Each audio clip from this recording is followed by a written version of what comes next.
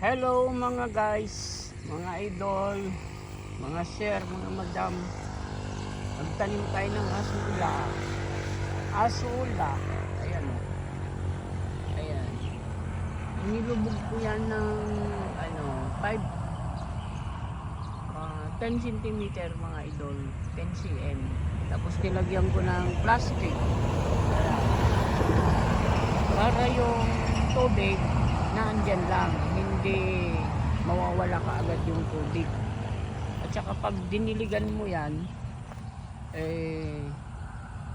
madali lang, makakatipid ka sa pagdidilig. Ayan yung binhi mga idol. Ayan.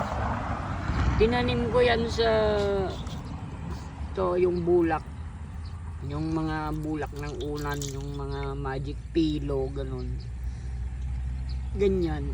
Nilagay ko muna siya sa balde na ganyan. Yan ganyan lang kaluwang na balde.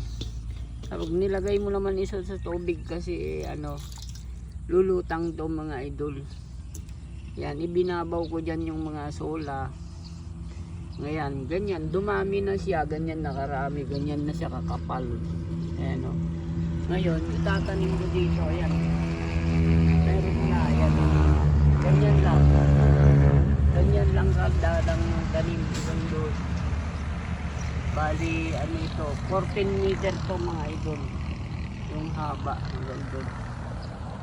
Yung una kong ginawa, buhay naman na, pero pangit pa yung pagkagawa dahil hindi pantay na pantay, ganyan, minadali-dali lang na ginawa yan. Ayan, pero nakaano na yan, nakaugat na yan mga idol, nakaugat na siya hanggang doon. 14 meter din yan. Yung una medyo hindi pa natin trabisado magtanim, pero okay naman yan, yun o. Okay naman siya, buhay na siya.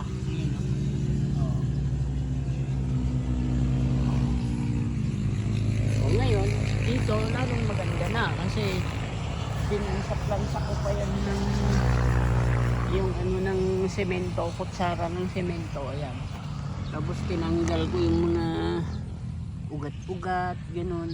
Ayan. Bali, mas maganda na ngayon mga idol, no? So, okay mga idol. Thank you very much. Thanks for watching mga lodi.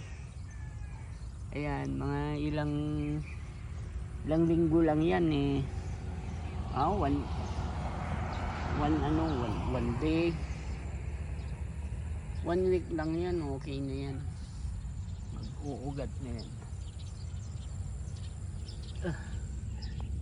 Ganyan lang kadalang. Kasi pagka dumami yan, mapupulo yan. Okay, thank you very much mga idol. Bye bye.